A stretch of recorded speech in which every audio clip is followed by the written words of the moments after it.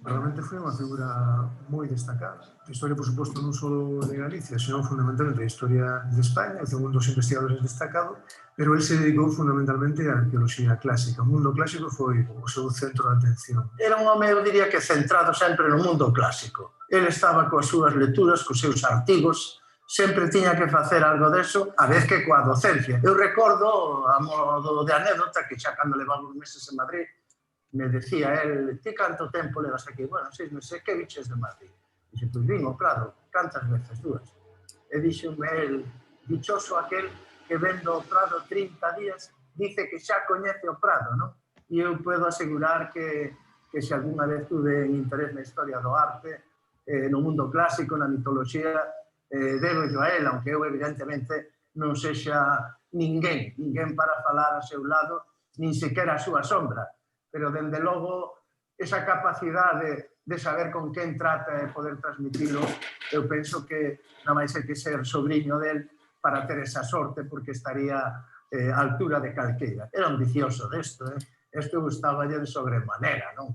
Pero, en fin, quen pudera ter esas inquietudes porque elas tuvo desde neno. É un motivo de orgullo, e como dixen algunha vez, ele era un pouco dado ás homenaxes, aos recoñecementos, e, bueno, esas cousas non o digo porque xa sea algo manido, non? Decir dos eruditos e tal. Pero el recordo unha vez que el me falou a mí, falando de apellidos ilustres, que os apellidos non se heredaban, que se construían, non? Polo tanto, digo, home, para el, isto de que se fixeran os homenajes tan entretenido como estaba, home, se estuvera en vida, viría por aquí, estou convencido, pero non era unha preferencia para el. Mentras que para nós, humildes familiares, recollemos ese legado dun xeito, como digo, pois de orgullo, de satisfacción e de honra, porque tampouco vamos a desmerecer a súa figura en canto a familiaridade. Seguramente ten máis que ver, máis que coas propostas anuais, que tamén, desde logo, co público. Hai un público interesado en Marín, que demanda ter información sobre historia, sobre arqueoloxía, sobre arte, e iso é a base, non? Se non houbera ese interés, seguramente isto xa hai tempo que non existiría. A visita de final de xornadas é unha peza fundamental. Non se podería entender as xornadas sin esa peza. Pero é importante que este ben relacionada coa temática que se vai tratando nos diferentes días, non? Que ese sexa un punto final na que a xente poda cuadrar algunhas ideas, as cousas que foi escoitando. A verdade é que Marín é un sitio que ten unha, vamos a decir, un consumo de información histórica, cultural importante.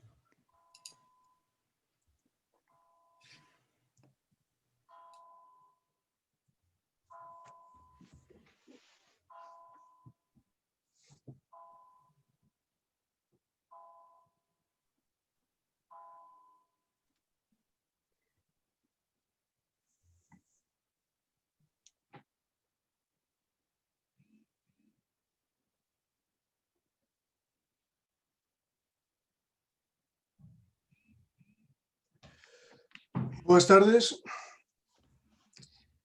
Iniciamos esta terceira sesión destas 19ª xornadas Blanco Frijeiro de Arte, Arqueoloxía e Historia que organiza o Concello de Marín e que este ano están centradas no Camiño de Santiago. Hoxe temos o gusto de contar con Rafael Sánchez Bargiela, a quen agradecemos a súa disposición a participar nestas xornadas. Rafael é historiador, especialista en Historia Medieval e en Biblioteconomía pola Universidade de Santiago de Compostela. Na súa carreira profesional ten desenvolto postos de dirección en varias administracións. Actualmente é o responsable do Arquivo e Biblioteca Municipal de Tui e anteriormente, entre os anos 2014 e 2019, foi o director xerente da Sociedade Anónima de Xestión do Plan Xacobeo da Xunta de Galicia. Tamén ten desenvolto labores docentes na UNED, na Universidade Nacional a Distancia de Pontevedra. Na súa produción científica ten desenvolto distintos libros, unha decena de libros sobre historia e patrimonio, e numerosos artigos de investigación, entre eles varios traballos de temática xacobea sobre aspectos históricos do camiño portugués e sobre a xestión do Camiño de Santiago.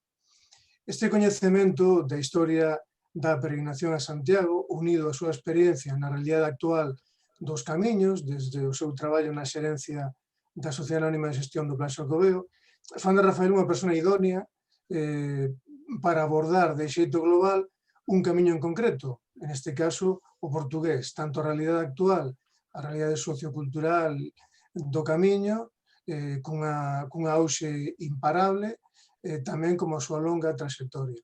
Xa sen máis, lle cedo a palabra a Rafael Sánchez Bargiela, coa súa conferencia Vai en Romería a Santiago, peregrinos e cultura xacobea no camiño portugués. Hola, me escoitades ben? Perfectamente. Perfectamente, moi ben. Pois vamos alá. Gracias ante todo ao Concello de Marín polo convite para realizar esta conferencia sobre o camiño portugués e sobre a realidade histórica e actual do camiño portugués. Parabéns tamén ao Concello de Marín por a celebración destas xornadas dedicadas a Blanco Feijero, por esta continuidade de tantos anos, ademais, 19 edicións destas xornadas, me parece que é realmente un fito, é algo a destacar e a subrayar. E, sobre todo, tamén gracias ao convite para participar e para realizar esta conferencia. Voy a pasar al español para realizarla, para hablar, porque, como estábamos comentando hasta este momento, hay gente de bastantes localizaciones. Gracias a la tecnología podemos compartir esta conferencia con gentes en muchos lugares y pienso que puede resultar mucho más útil realizarla en castellano, realizarla en español. Yo os hablo en este momento justo al borde del camino portugués. Mi casa está situada en el camino, en la traza del Camino de Santiago, un camino en estos momentos que está pues vacío, que está sin peregrinos, que está completamente huérfano de los peregrinos que habitualmente circulan por él. Voy a ver si soy capaz de colocar entonces, de compartir pantalla para que podáis ver. Ahí está, vamos a ver. Ahí está, ¿no? Creo que se ve para que podamos abordar esta conferencia. Porque abordar el Camino de Santiago, vamos a ver si... Ahí está. Abordar el Camino de Santiago es abordar una realidad muy, muy amplia que abarca muchos aspectos. Es una realidad realmente muy compleja porque aborda aspectos históricos. Ayer la magnífica conferencia de Fernando López Alsina, profesora, el catedrático Alsina de la Facultad de Historia de la Universidad de Santiago, nos permitió acercarnos un poco a esta realidad histórica del Camino de Santiago, pero hoy en día, y esta celebración y esta conferencia lo evidencia, es una realidad también muy, muy importante, no solo por esta dimensión histórica y cultural, sino también por el impacto que tiene el Camino de Santiago en la economía de Galicia. Un Camino de Santiago es una realidad que se extiende por toda Europa, que es una realidad que no abarca únicamente a Galicia o al camino portugués, sino que es una realidad que abarca a toda Europa. Yo querría, para hacer una matización muy importante, al hilo también de lo que decía ayer el profesor Alsina, hablamos en general de Camino de Santiago, pero si quisiéramos ser realmente rigurosos, el Camino de Santiago tendríamos que circunscribirlos a algunas cuantas rutas de peregrinación que han sido utilizadas abundantemente a lo largo de los siglos. La legislación gallega, la Ley de Patrimonio Cultural de Galicia, dice que ese tránsito de peregrinos ha determinado y ha conformado el paisaje y el territorio a lo largo de los siglos. Eso por un lado, y eso lo podemos documentar en muchos lugares de la península ibérica.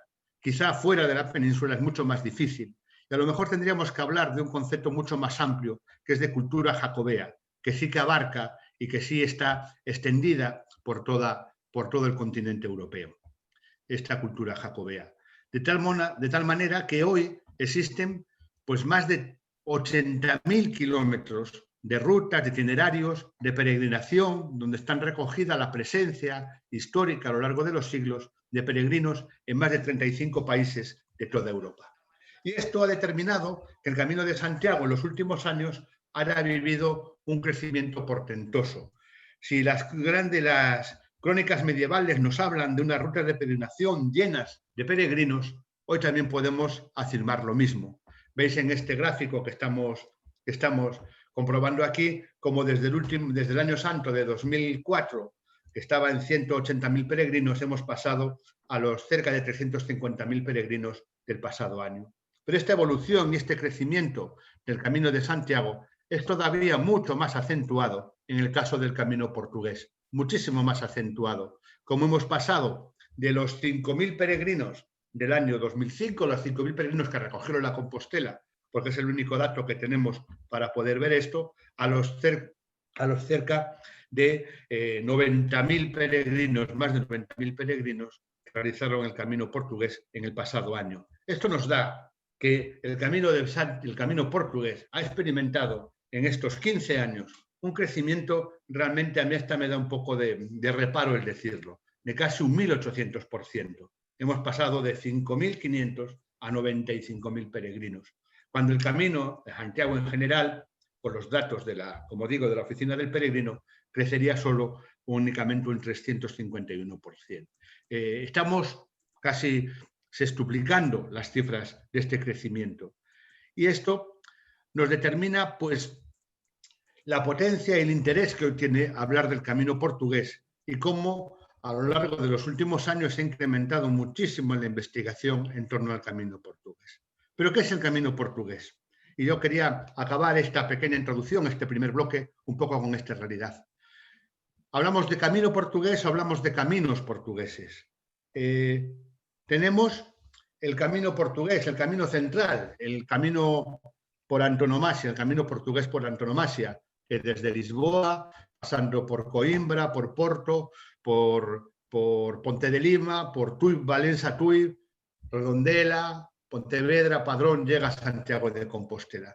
Un camino, el camino central, que dicen tantas veces los portugueses. Nosotros en Galicia utilizamos más la denominación genérica de camino portugués, pero que ya, y aquí quiero dar ya un dato, y por eso pongo al lado esta imagen, corresponde con un trazado, y hablaba también ayer en la conferencia la profesora Alsina, de lo que era la vía 19 del itinerario de Antonino.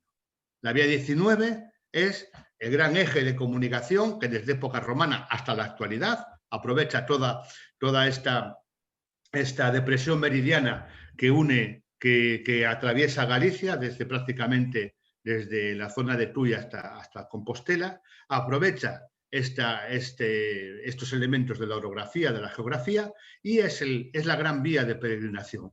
Estamos en una continuidad histórica desde los primeros momentos. Y una vía 19 desde Braga, que después para el resto, hacia el sur, el resto de la peregrinación jacobea, enlazaría con lo que es la vía 16 del itinerario de Antonino, que uniría Braga con Lisboa. Estamos, pues, ante el gran camino. Este es el gran camino central, el gran camino que, como vamos a ver en esta exposición, han recorrido a lo largo de los siglos la historia. Después tenemos lo que se conoce como el Camino portugués do interior, que desde las tierras de Viseu, de Braganza, de Trás-os-Montes, entra por la zona de Chaves Verín en dirección a Compostela. Y un tercer elemento que en los últimos años ha entrado con mucha fuerza, que es el Camino portugués o Camino portugués da Costa. Las rutas portuguesas que históricamente confluían siempre en la zona de Tui y Valencia, y aquí ya empezamos a encontrar divergencias, porque mientras que para los portugueses este Camino portugués da Costa, una vez que llega a Camiña, continúa por Cerveira, Valencia y Tui y enlaza con lo que es el Camino portugués central, en Galicia hablamos de un Camino portugués da Costa que desde Camiña pasa hacia Guarda, sube todo por el Valmiñor en dirección a Vigo y después a Redondela.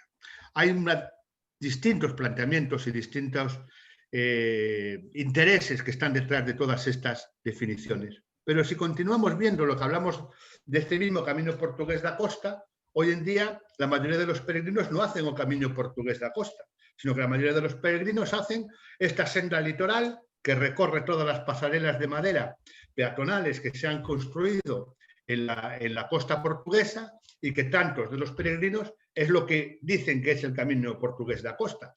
Un Camino portugués da Costa que pasaba, pues, por ejemplo, por Viana, donde está bien documentada la existencia de peregrinos, pero que evidentemente no iba por esas zonas tan al borde del agua, porque no había ni camino en ese momento tan al borde del océano. Pero hoy es lo que transitan muchos de nuestros peregrinos.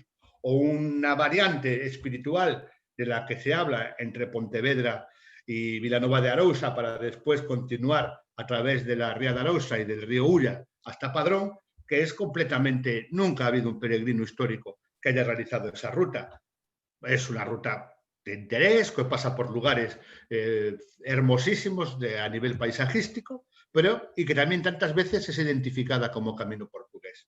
Dentro de Portugal también tenemos otra iniciativa que está también en esta actualidad con mucha fuerza, que es lo que se llama el Camino Torres, que hace referencia, como veremos después, a la peregrinación que en el siglo XVIII realizó un canónigo de Salamanca, Diego Torres Villarroel, que realizó su peregrinación, después la relató, la escribió en una obra en verso, y que fue el camino de un peregrino, y que hoy se está impulsando, señalizando, adoptando como una variante más o como un camino más portugués. Tenemos también en estos momentos el camino llamado dos Arrieiros, da Lleria Romana, el camino de Ribeiro Miñoto, el camino que uniría un poco Braga con Santiago, utilizando en algunos momentos el trazado de la vía 18 para después dirigirse por el Ribeiro cara a Compostela. Tenemos después una alternativa, la entrada de la Vía de la Plata, del Camino Mozárabe, en la zona de Portugal y de Galicia, desde Zamora, a través de Braganza. Tenemos después todos los caminos, un camino nacente que se conoce, que viene desde la zona del Algarve, que sube por Portugal. Tenemos todos los caminos después desde Faro. Tenemos después la variante por Braga, porque el camino portugués central pasaría por Barcelos, pero hay una variante por Braga. Tenemos después todos los caminos señalizados en el Alentejo y en el Ribatejo, que son realmente muchos caminos. Estamos hablando, por tanto, de una multiplicidad de rutas.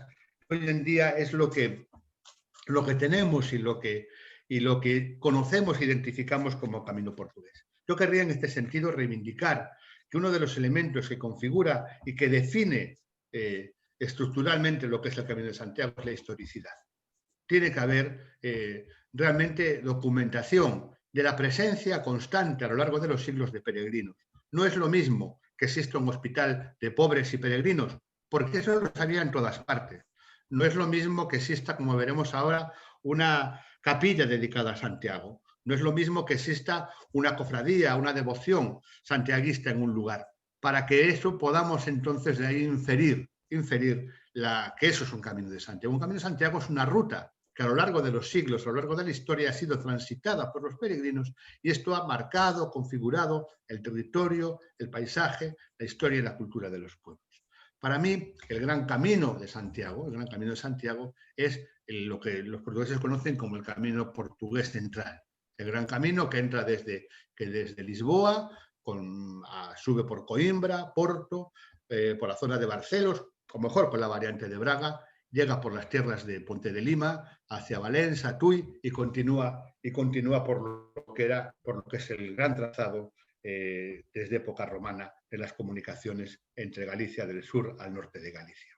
Por tanto, cuando vamos a hablar ahora, tenemos que referirnos a esto, porque la historicidad es el elemento fundamental de lo que yo quiero exponer. El descubrimiento, la inventio de la tumba del apóstol Santiago es un poco el elemento central o el elemento originador de todo este proceso. Ayer hablaba el profesor Alsina ampliamente de este tema.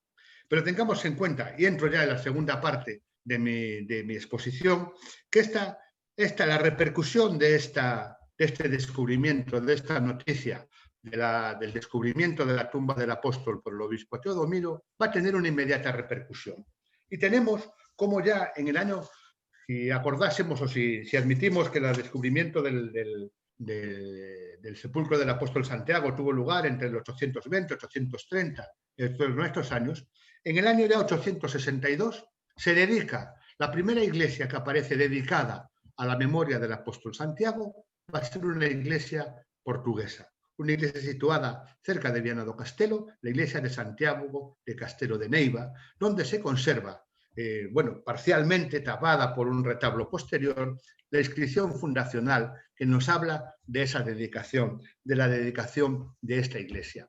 Por tanto, estamos hablando como desde primera hora, toda la influencia de esta noticia, del descubrimiento de la tumba del apóstol Santiago, va a tener una repercusión muy grande en Portugal, sobre todo en un Portugal que en aquel momento formaba parte de la monarquía leonesa, pero un Portugal que está metido en todo el proceso reconquistador. Por tanto, Santiago va a ser el gran auspiciador, el gran patrocinador, el gran defensor de buena parte de las reconquistas que la monarquía leonesa va a realizar en aquellos años a las tropas musulmanas. Un momento fundamental para consolidar esta relación de la cultura jacobea, de la devoción o del culto a Santiago de Compostela en Portugal, va a ser todo el proceso de reconquista de la ciudad de Coimbra, que va a marcar un antes y un después en todo lo que es el proceso reconquistador, el proceso de ampliación del espacio del Reino de León, y que va a ser atribuido, como después también haremos mención, va a ser atribuido a la intercesión y a la defensa y al apoyo del propio apóstol Santiago. Por tanto, uno de los primeros templos construidos en aquella ciudad de Coimbra va a ser ese templo románico dedicado a la figura, a la memoria del apóstol Santiago, que se construye, como digo, en Coimbra.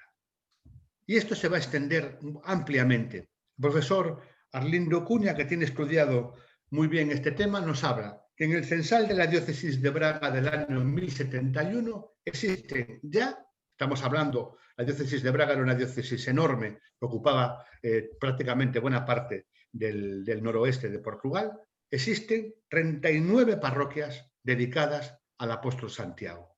Esto es un número enorme, no lo hay en Galicia tan grande en estos momentos, es un número enorme. La devoción santiaguista se extiende y señala que, aparte de parroquias, él tiene localizado para esos mismos periodos hasta 140 capillas, ermitas dedicadas a la figura de Santiago. Nos habla, por tanto, de una penetración muy profunda de esta devoción o de esta relación de la figura de Santiago. Como digo, de este Santiago en un momento en que es el gran adalid o el gran impulsor o el gran apoyo de las tropas cristianas en la reconquista del territorio ocupado por los musulmanes, de tal forma que incluso llega un momento en que la monarquía lusitana adopta a Santiago, ya cuando la monarquía era cuando Portugal es un país independiente, adopta a Santiago como el patrono de Portugal, como el patrono protector de aquel país y de aquella tierra. Un patrocinio, un patronazgo que durará en el tiempo hasta prácticamente hasta la Baja Edad Media, cuando en el curso de una de las guerras entre Castilla y el Reino de Portugal, gracias al apoyo de la corona británica, de la corona inglesa, llevará a que el patrocinio de Portugal sea sustituido, en vez de Santiago, pase a ocupar esta figura San Jorge, esta figura de patrón de Portugal, San Jorge. Pero sí, vemos, es muy curioso ver cómo en esta imagen de este Santiago defendiendo. Pero esta presencia impregna, por tanto, la presencia de la cultura jacobea y también, por ende, de la peregrinación, pues fundamentalmente el norte portugués. Aquí vemos una lauda, una tapa con la imagen de un peregrino que se conserva en una iglesia parroquial, la iglesia parroquial de Ferreira, en el municipio de Pasos de Ferreira, y que testimonia la presencia del fenómeno peregrinatorio a lo largo. No tenemos, porque la gran mayoría de los peregrinos, o la inmensísima mayoría de los peregrinos, no nos ha dejado documentación, no nos ha dejado un testimonio de su peregrinación. Después haremos referencia a los que conservamos. Podemos saberlo pues, por algún testamento, podemos saberlo por algún testimonio como esta lauda, podemos conocerlo por algún escrito, por alguna compra, por alguna venta, donde haga alguna referencia a que esta persona fue en Romería a Santiago, fue a Santiago de Galicia. Muchas veces iba el que hacía un voto, el que hacía una promesa, tantas otras veces se contrataba a alguien para que cumpliese en tu nombre esa promesa. Está documentado, hay bastante documentación, como digo, hay unos cuantos investigadores portugueses, el profesor Arlindo Cunha o el profesor Humberto Vaquero anteriormente, etcétera, que han documentado muy bien esta realidad de la peregrinación portuguesa. Y una realidad que también se expresa y que en Portugal se ha difundido también muchísimo a través de la existencia de los hospitales de peregrinos. Los hospitales de peregrinos que en Portugal se confunden o se mezclan con una figura, con una institución muy interesante que aparece en la historia portuguesa desde época medieval, que son las casas de misericordia, las misericordias. Muchas misericordias tenían en sus estatutos, tenían en sus elementos fundacionales el objetivo de la acogida a los peregrinos. No olvidemos que la Iglesia, que es la gran auspiciadora de estos hospitales para peregrinos, que es la gran auspiciadora de todas estas misericordias, es la que también dice en las obras de misericordia que una de ellas, una de las más importantes, es dar posada al peregrino, y se establece una serie de instituciones donde llevar a cabo una de estas obras de misericordia. Tenemos aquí la imagen del antiguo hospital de peregrinos de Viana do Castelo, hoy situado en el casco histórico de Viana, hoy oficina de turismo. Y también, a medida que avanza la Edad Media, va a ir apareciendo también otra manera de expresar esta vinculación jacobea o del camino, o esta presencia del Camino de Santiago en tierras portuguesas. Y hablaba ayer también, y me remito en varias ocasiones a la charla de ayer del profesor Alsina, hablaba también ayer de la predicación del apóstol en las tierras de Hispania. Eso, esa distribución de los apóstoles que se dirigían a cada uno de los confines del mundo para llevar la palabra de Jesús, el Evangelio, hasta el confín de la tierra, y cómo Santiago es el encargado de evangelizar Hispania. Y cómo aparece rápidamente, aparece la literatura, en la literatura geográfica, empieza a aparecer cómo Santiago predica en el territorio que hoy ocupa la Galaecia, en la antigua Galaecia, en el territorio que hoy ocupa, pues, o por donde hoy transita el camino portugués. No solo predica, sino que Santiago deja aquí a sus primeros discípulos, fundando sedes episcopales. Y así tenemos toda la tradición de la presencia de Santiago, que deja a San Pedro de Rates, primer obispo de Braga, como cabeza de la comunidad cristiana de ese enclave romano, de la Cara Augusta, San Epitacio, que lo deja como primer obispo de Tui, como el fundador de la iglesia en la ciudad de Tui. Por tanto, son dos estas tradiciones que se irán alentando y se irán auspiciando a lo largo de la Edad Media, y que después en el siglo XVI aún conocerán un progreso mayor, sobre todo porque le dan mayor prestigio, mayor importancia, mayor lustre, una categoría casi de sedes apostólicas, tanto a la sede de Braga como a la sede tudense.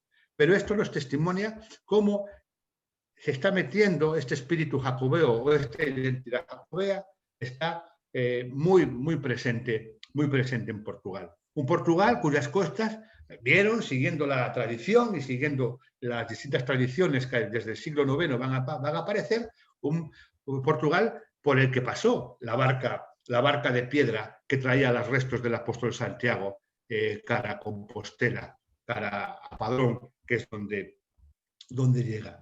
Y una presencia de Santiago que no puede dejar de producir algún tipo de leyenda o algún tipo de tradición. Tenemos aquí esta ilustración hermosísima del siglo XV que representa este traslatio del apóstol Santiago desde las tierras de Palestina hasta Galicia, hasta el Finisterre, pero con la presencia de una leyenda relacionada con la zona de Oporto, otros la sitúan también en la zona de la Ría de Vigo, que es el Cabaleiro das Cunchas.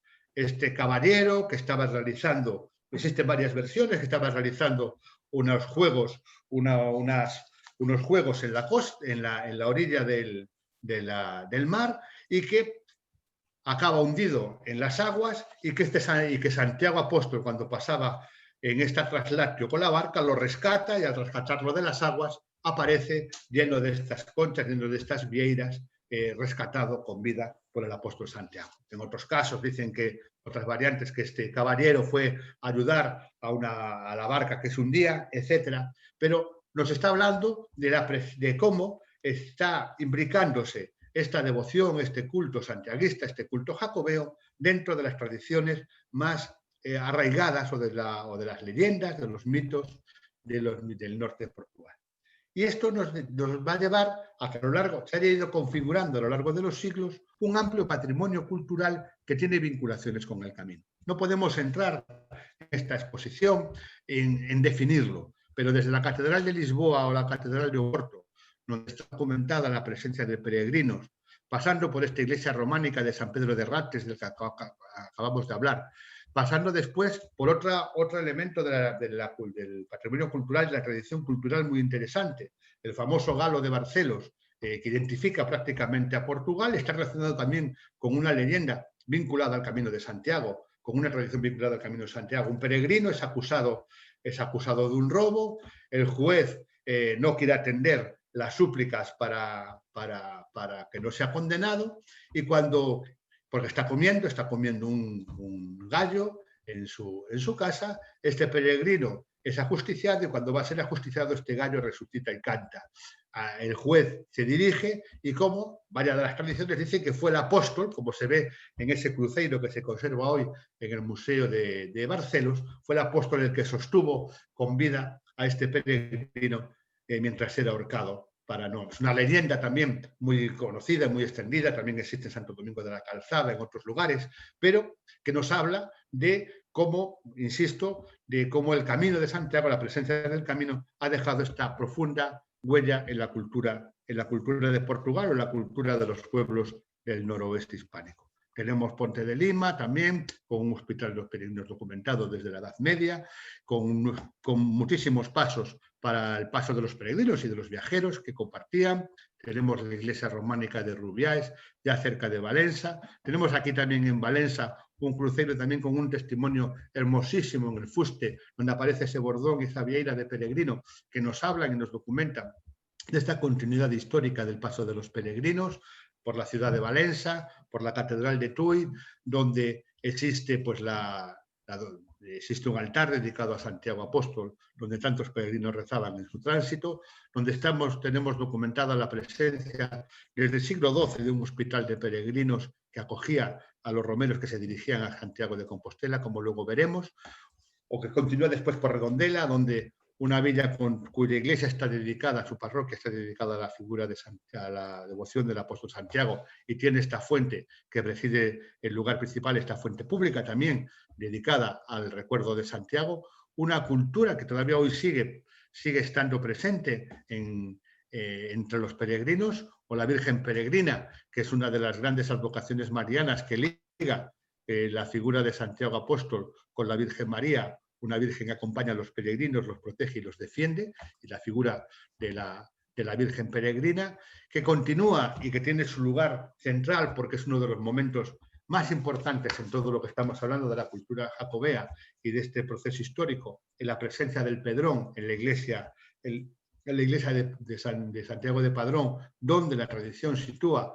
la llegada del cuerpo del apóstol en la traslatio, con otro lugar también ampliamente importante en las tradiciones ligadas a la cultura jacobea, que es este santiaguino de Monte en Padrón, con toda la vinculación que tiene a los relatos sobre la reina Lupa y la traslación del cuerpo del apóstol Santiago hasta su definitivo sepultura en el Arca Marmoria del que se hablaba ayer, o este precioso cruceiro gótico de francos ya cerca de Santiago de Compostela, en realidad todo un trazado, todo un itinerario que nos lleva a Santiago, a la Catedral de Santiago y a lo que es la meta de la peregrinación, que es la tumba apostólica, la tumba del apóstol Santiago.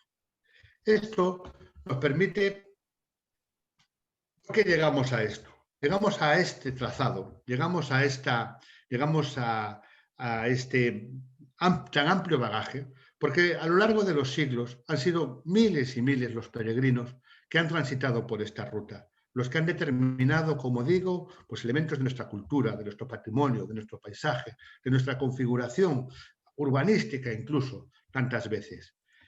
Y la presencia de estos peregrinos la podemos documentar a través de los testimonios que aparecen, como decían, algunos testamentos, en algunos documentos, en algunas compras, en algunas ventas, pero fundamentalmente a través de lo que se conoce como la literatura odepórica, la literatura de viajes, que recoge los testimonios y que documenta los viajes, las peregrinaciones que a lo largo de los siglos han realizado pues, distintos peregrinos por este camino portugués y que nos permite, por tanto, tener una idea clara de cuál es la principal ruta, la ruta por la que a lo largo de los siglos, como digo, desde el siglo IX, están transitando los peregrinos fundamentalmente hacia Compostela.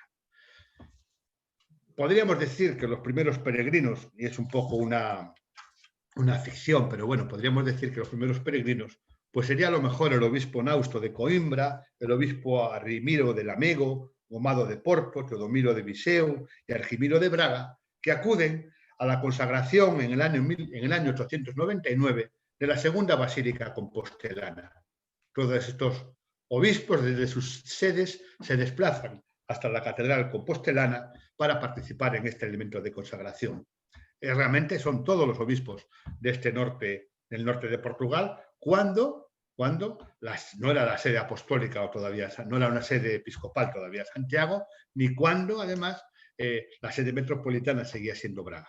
Tenemos aquí la imagen de la lauda del obispo Nausto de Coimbra, que se conserva en una pequeña iglesia de Tiobre, de la localidad de Tiobre, en el concello da Estrada. Pero eso sería otra historia que podríamos narrar porque aparece ahí, esa lauda. Como decíamos antes, la presencia de la implantación de la cultura jacobea en Portugal tiene mucha relación con todo el proceso reconquistador. Una de las primeras, la que sí podemos decir quizá como la primera peregrinación, es la que realiza Fernando II de León, antes de la conquista de Coimbra y después de la conquista de Coimbra. Al comenzar el asedio, el 20 de enero del 1064, antes de comenzar el asedio, Fernando II y su mujer, la reina Sancha, se dirigen a Compostela a pedir la ayuda del apóstol. Al finalizar este asedio, el 9 de julio, retornarán de nuevo a Compostela para agradecer la ayuda del apóstol en este proceso reconquistador. Serán también después, en el año 1097, los condes de Portugal, los predecesores, los antecesores, los padres de Alfonso Enríquez, el fundador del Reino de Portugal, de la monarquía portuguesa, tanto Enrique de Borgoña como Teresa de León, quienes también acudan a la catedral compostelana en peregrinación por la devoción que sentían hacia el apóstol estos dos condes. Testimonia también, aunque tantas veces es citado como un elemento de la peregrinación jacobea, Gelmírez, que en el año 1102 realiza lo que se conoce como el Pío Latrocinio, cuando acude a la catedral de Braga y con engaño se lleva para Santiago las reliquias más preciadas que tenía aquella catedral, la catedral bracarense. Gelmírez realiza el mismo camino que los peregrinos. Sin embargo, lo refiero aquí precisamente para decir que esto no podemos considerarlo, como tantas veces se recurre a considerar como la presencia de Gelmírez y el camino de Gelmírez cuando va a realizar este robo, este Pío Latrocinio, podemos considerarlo como una peregrinación.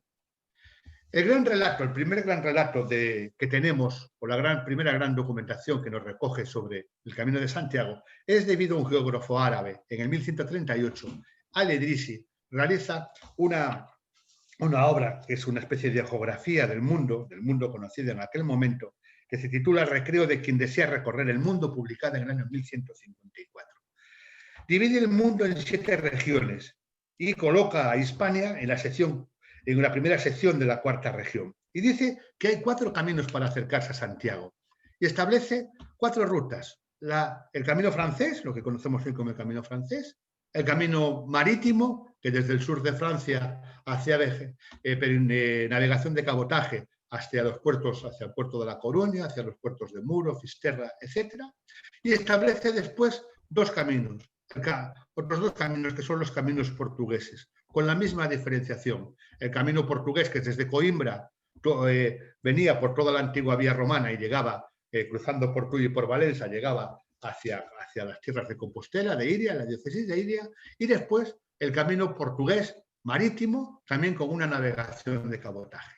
Porque veremos una cosa, la mayoría de los relatos, o muchos de los relatos de estos peregrinos que vamos a enumerar a continuación, llegan a Portugal por vía marítima y después toman tierra en Portugal, en algún puerto portugués, en Lisboa, en Oporto, en otros, y desde ahí comienzan la peregrinación a Compostela. La vía marítima, sobre todo en lo que es la costa portuguesa, fue muy, muy utilizada por tantos peregrinos.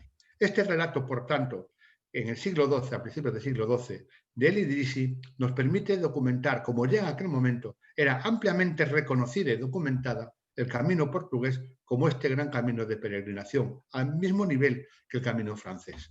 La vinculación, como decía, de la monarquía portuguesa con el camino portugués se mantiene constante en estos siglos de la plena Edad Media. En 1219, Alfonso II de Portugal acude a Santiago de Compostela anónimamente, estaba enfermo de lepra y pide la intercesión del apóstol. Su hijo, Sancho II, continuará la tradición santiaguista peregrinando de nuevo a Santiago de Compostela en 1244.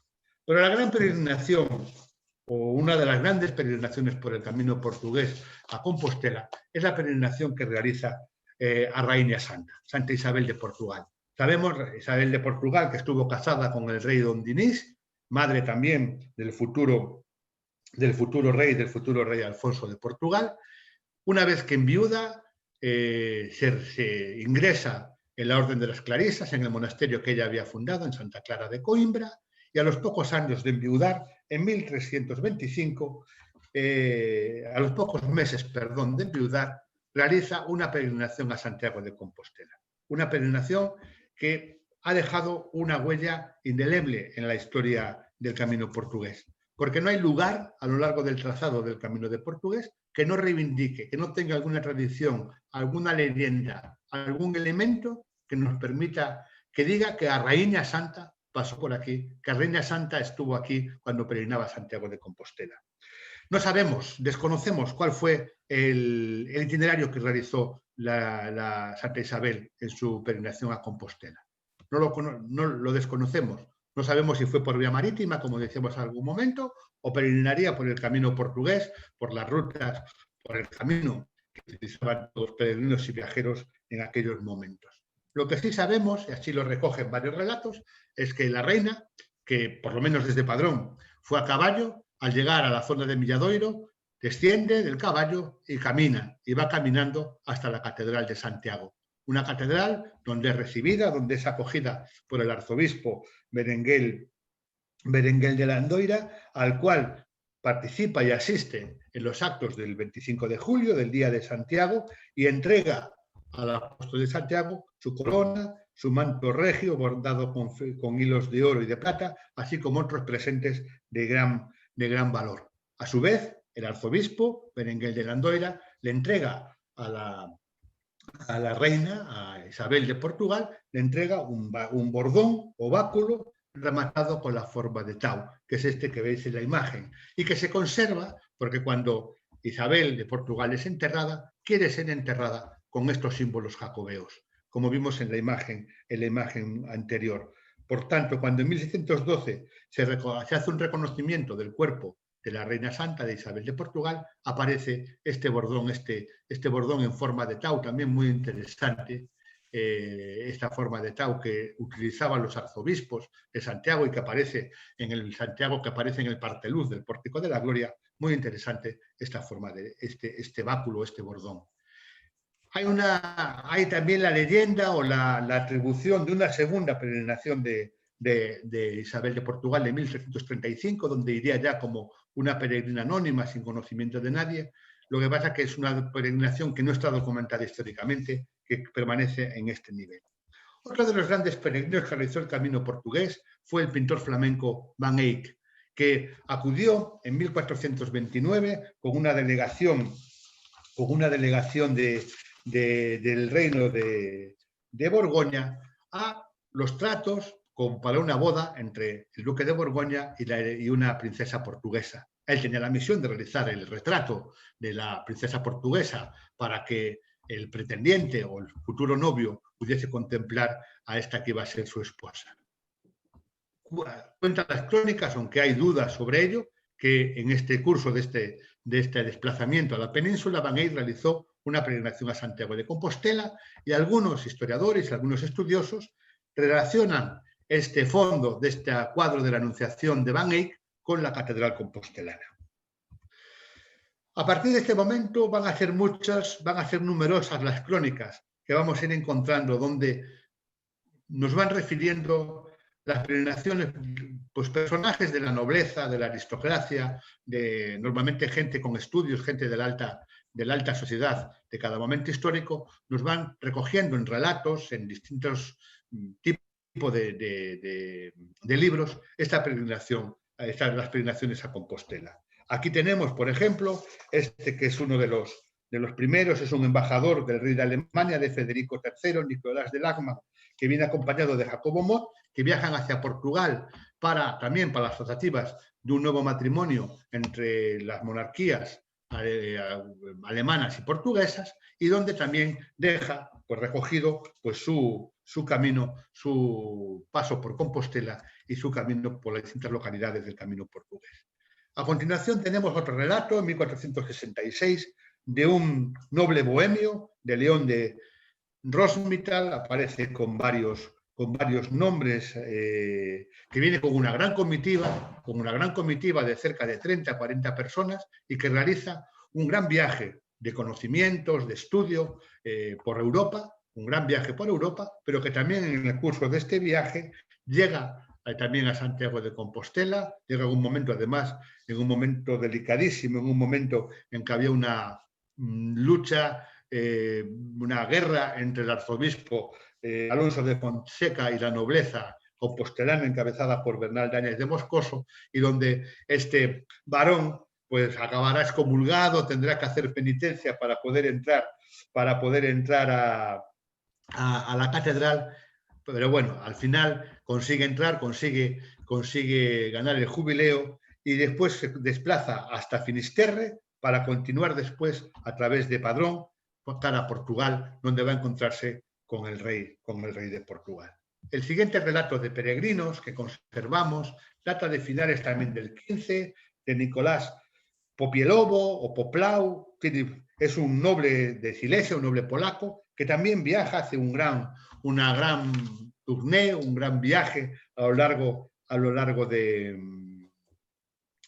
toda Europa, y que llega también hasta el Finisterre, llega también hasta las tierras de Galicia, y realiza este camino portugués. De vuelta, cuando visita San de Compostela, sigue a Padrón, sube a Santiaguinho do Monte, conoce todas estas tradiciones que hemos relatado anteriormente, y después intenta embarcar en Muros, y al no conseguirlo, continúa a caballo por todo lo que es el camino portugués.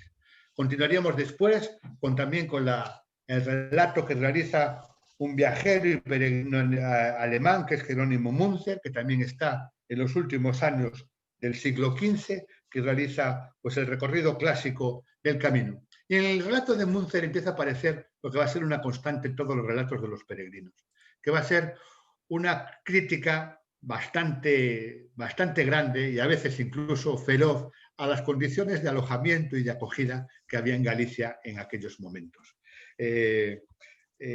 Münzer dirá que solamente habla bien de una compatriota alemán que les aloja en Redondela, y que le permite poder descansar un día en unas condiciones medianamente dignas. Münzer además nos va a contar cómo hay muchos alemanes a lo largo de este camino, el camino portugués. La siguiente gran peregrinación es la de otro monarca, el último monarca portugués que realiza una peregrinación a Portugal, el rey Don Manuel I, o el Venturoso, que en 1502 peregrina a Santiago de Compostela, también de incógnito hasta el último momento, donde realiza pues también un recorrido que está muy bien documentado en la crónica que Damián de Gois realiza sobre el reinado de Manuel I. Tiene varios capítulos de las páginas 85-86 dedicados a la peregrinación que realiza don Manuel I hasta Santiago de Compostela. Y una peregrinación que concluye, como digo, con 3 días de estancia de don Manuel en Santiago, y hace grandes donaciones a la iglesia compostelana, e incluso manda que se construya una gran lámpara de plata para ser colocada delante del altar del apóstol y atribuye a una persona, Catalina Sarmento, nieta del regidor de Pontevedra, para que la mantenga y la provea de aceite. Una lámpara que estará durante muchos siglos en la Catedral Compostelana.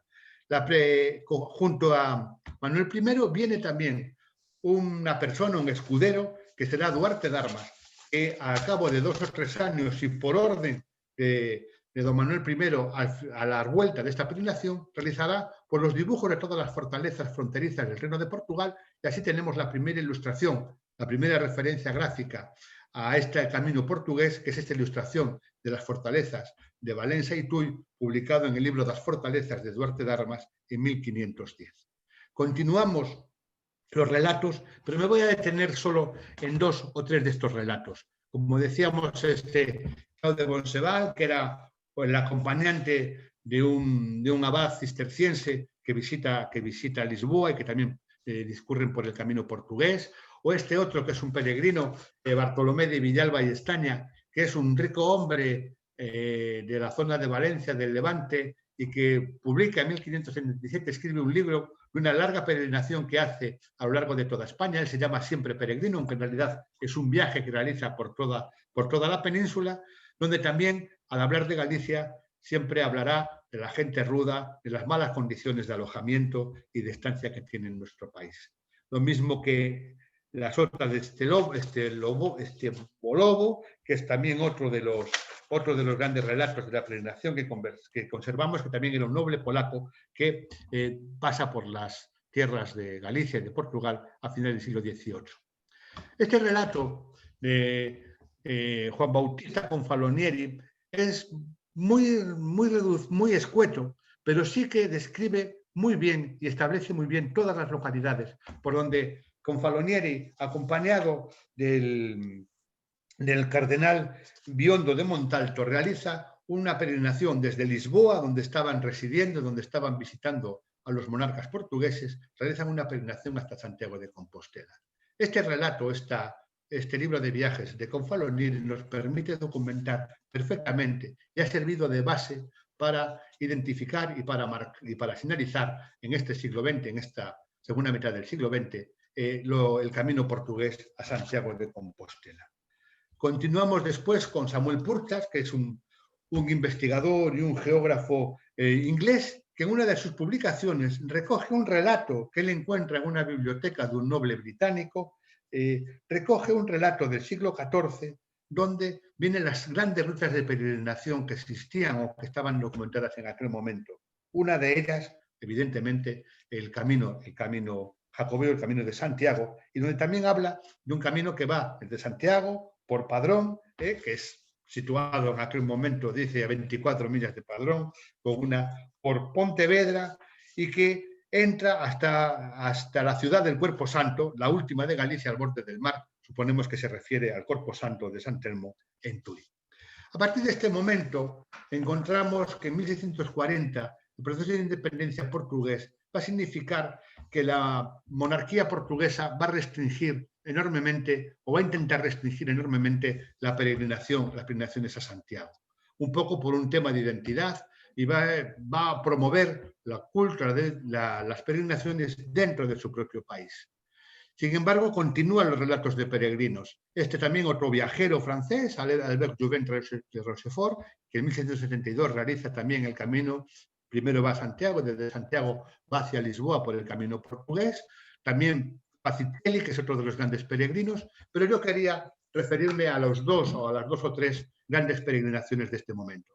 La gran peregrinación de Cosme de Medici en 1669, que realiza también, como digo, un gran viaje, pero sí que Cosme de Medici tenía una gran motivación religiosa, no era solo un afán aventurero o de viajero, sino que realmente tenía una motivación religiosa, era un hombre muy piadoso, pero que realiza esta gran peregrinación que la recogen, hay 3 relatos que recoge la peregrinación de Cosme de Medici, pero sobre todo nos deja las maravillosas ilustraciones de Pier Maria Baldi, que en cada una de las localidades, fin de etapa del camino que realiza Cosme de Medici, nos aporta. Aquí tenéis las de Oporto, la de Tui, aquí tenemos Redondela y Pontevedra, en estas 2 magníficas y preciosísimas láminas nos deja. Aprovecho la oportunidad para documentar cómo Cosme de Medici es una de esas peregrinaciones que documenta muy bien, porque Cosme de Medici va a hacer el camino desde Portugal por la costa, en una navegación de cabotaje, hasta que llega a Camiña. Y en Camiña cogerá también otro barco que los traerá hasta Valencia y hasta Tui, cruzando allí hasta Tui, porque eso era lo que realizaban tantos peregrinos. No era lo que hoy se dice que se cruzaba desde Camiña hacia Guarda, no. Históricamente todos los peregrinos subían, el río Miño seguía siendo navegable, subían por el río Miño hasta llegar a Tui y desde aquí continuaban el camino portugués que les conducía, como en esta última lámina de Pier María Baldi, hasta Santiago de Compostela. Los otros últimos relatos de peregrinos son el de Laci, que realiza 4 peregrinaciones a Santiago de Compostela. La última de ellas es la que más nos interesa, la de 1691, porque en esta peregrinación Laci, que era italiano, quiere visitar también los lugares relacionados con la figura de San Antonio de Lisboa, San Antonio de Padua. Y es entonces en el curso de este viaje o de esta peregrinación que realiza pasando por Santiago, va a Lisboa, nos documenta perfectamente el trazado del camino portugués. Y después está, como digo, la de Torres Villarroel, que ya nos referimos antes, y para finalizar estos grandes relatos de peregrinos tenemos la peregrinación de Albani. Albani es un italiano que nos deja, que hace 2 peregrinaciones a Santiago de Compostela y que una en 1743, desde ahí baja a Lisboa, donde reside 2 años, y volverá a Santiago de Compostela en 1745, que era un año santo, y nos deja un relato maravilloso, porque ilustra muy bien cómo eran las peregrinaciones en aquel momento. Unas peregrinaciones donde los peregrinos se mezclaban con los pícaros, se mezclaban con viajeros, había donde los peregrinos eran acogidos gratuitamente en los hospitales, en los lugares establecidos para ello, donde recibían grandes limosnas. Albani, de hecho, dice que en Portugal vivía muy bien porque recibía muchas limosnas, donde los peregrinos iban con un hábito que los identificaba como peregrinos, y en el mismo relato de Albani nos deja alguno de estas ilustraciones en su relato, también los peligros que corrían, como aquí este asalto y este robo, donde es apaleado Albani en las tierras de Cosourado cuando retorna en una de sus peregrinaciones, en 1945, cuando retorna desde Santiago a a Portugal, cerca de Ponte de Lima, es asaltado y apaleado por los ladrones, porque en realidad la peregrinación tenía siempre estos riesgos.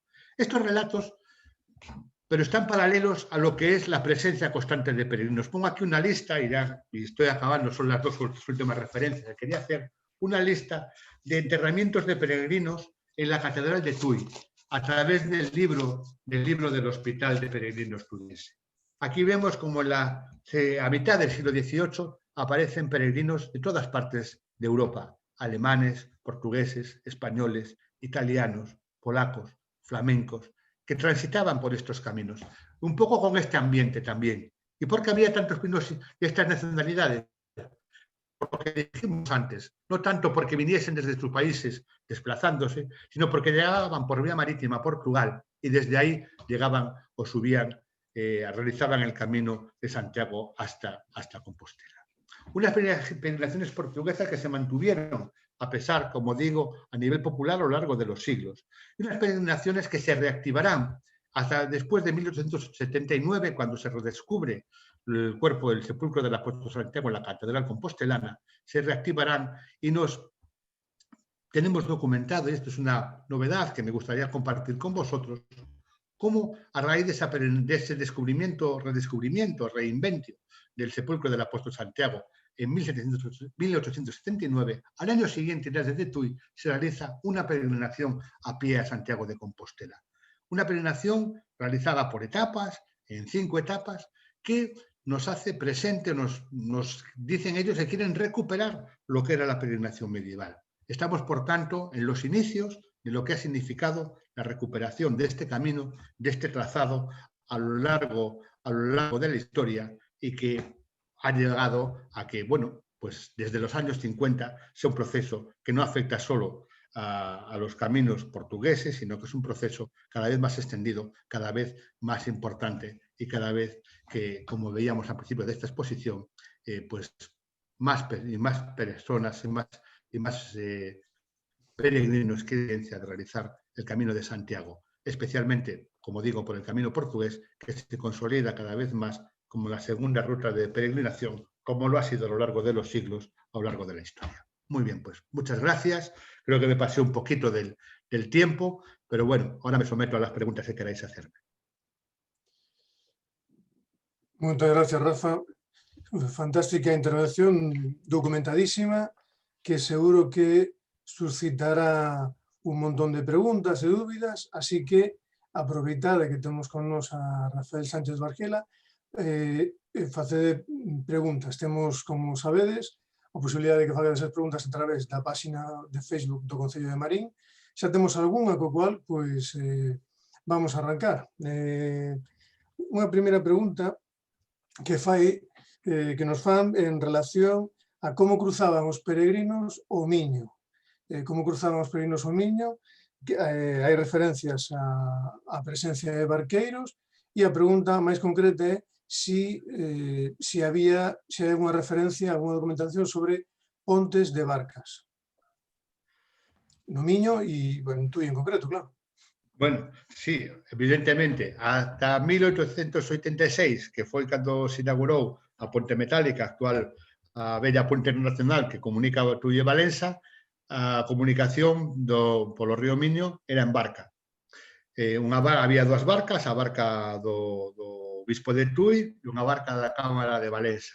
A barca que comunicaba fundamentalmente a que estaba situada prácticamente no mesmo lugar donde está a actual ponte metálica, esa barca era a barca do Bispo tudense. Unha barca que, ademais, tiña uns peajes que significaba un ingreso importante para as arcas episcopais. As únicas referencias que teño a existencia de pontes de barcas, polo menos na zona do Baixo Miño, son en episodios bélicos. Fundamentalmente, tanto na guerra de restauración, na guerra da independencia portuguesa, entre 1640 e 1668, si se establecen varios intentos ou varias pontes de barcas para cruzar o río, para sortear o río. Hai algún intento posterior no século XIX durante a Guerra de Independencia coa ocupación francesa, pero que creo recordar que non foi exitoso porque no momento que están os franceses, ademais, estaban no mes de febreiro, marzo, en momentos de chea, de encheta do río, que imposibilitou cruzalo pola zona do Miño.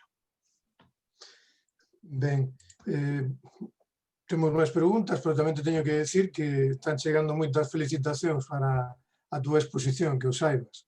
Pois moitísimas gracias, un placer. Bueno, a seguinte pregunta está en relación con desvíos, preguntas sobre desvíos de peregrinos da traza do Camiño Portugués hacia outros lugares de culto fora do Camiño. E en relación con isto, a lenda do paso da Raíña Santa polo Santuario da Franqueira. Estamos como que te comentaba antes, o sea, cada peregrino fai o camiño que quer, casa a súa casa e camiña donde quer.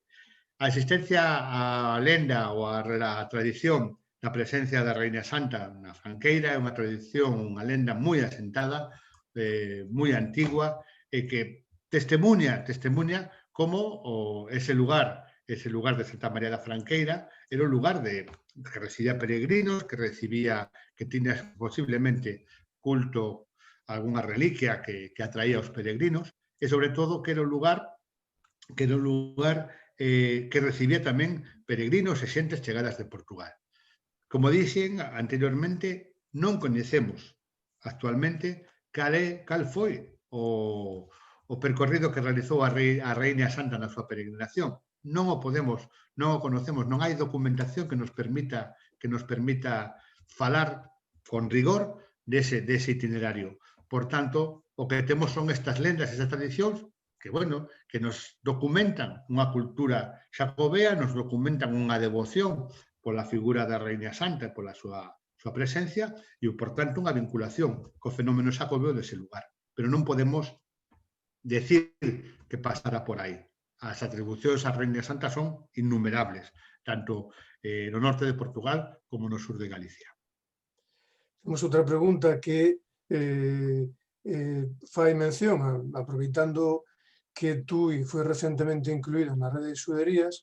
A pregunta é se as xuderías se estableceron vinculadas a camiños xacobeos polo feito do tránsito e polo feito do comercio. Non podemos afirmar eso, non podemos afirmar eso que hubiera relación directa entre a existencia do camiño e a presencia xudía. Evidentemente, os xudíos eran comerciantes, os xudíos iban a estar en lugares onde existía movimento, onde existía unha actividade comercial. Por tanto, a presencia de comunidades judías en lugares vinculados ao Camiño de Santiago que é clara e evidente. Sin embargo, eu non ligaría directamente a presencia hebrea coa presencia dos peregrinos. Sí que contribuiría a dar máis atractivo ese lugar para a presencia, para o asentamento destas comunidades judías. Eu tamén son un pouco crítico, pois en día, damoslle o tema do Camiño de Santiago un afán totalizador. O Camiño de Santiago é unha realidade máis da historia das localidades por onde transita. Non podemos pensar que todo estaba articulado, centrado en torno ao Camiño de Santiago. Era unha realidade máis que permitía a presencia de peregrinos, pero que non era la totalidade, non era lo máis importante da actividade desa localidade. Temos outra pregunta tamén centrada en TUI e a pregunta é cal é o documento máis antigo no arquivo diocesano que cite o Camiño. O documento máis antigo no arquivo diocesano que cite o Camiño, pois non, que cite explícitamente o Camiño, eu desconozco aquí que na documentación da Constitución cite explícitamente o Camiño de Santiago. O que se aparecen son moitas mencións a peregrinos, pero non a que identifiquemos un trazado, un lugar, unha vía, unha vía real, un camiño real, como Camiño de Santiago. Como tal, eu descoñezo a existencia de documento. O falaba onte Fernando López Alsina, falaba moi claramente deste tema, non? Eu descoñezo a existencia de un documento onde figure tal propiedade, tal lugar, tal sitio limita ou aquí ou isto é o Camiño dos Peregrinos a Santiago. O que si existen son moitos documentos, como comentaba anteriormente, da presencia, pois que porque morre un peregrino, porque é acollido no hospital, etcétera, etcétera. A presencia de peregrinos en Tui. Outra pregunta que temos aquí fai relación a que te preguntan si, ademais dos peregrinos europeos, si hai constancia de peregrinos procedentes de terras máis exóticas, de Asia ou de África. Non especifica, pero vamos a entender que poda ser en época medieval. En época histórica non o descoñezo. Non me consta. Ben. A peregrinación jacobea é un fenómeno ata moi recentemente un fenómeno exclusivamente europeo. Ben, pois vamos a pechar xa a xornada, esta terceira xornada das Blanco Frijeiro. Damoslle gracias a Rafael Sánchez Bargiela pola súa participación e vos convocamos mañán venres, para os seguidores de Portugal, sexta-feira, ás 8, para a cuarta e última conferencia desta edición das Xornadas Blanco Frijeiro, que estará a cargo de Francisco Singún Lorenzo, coa intervención titulada O Camiño de Santiago, cosmovisión medieval e dimensión europea. Ata mañá, pois, outra vez, moitas gracias pola túa participación, Rafa. Gracias a vos.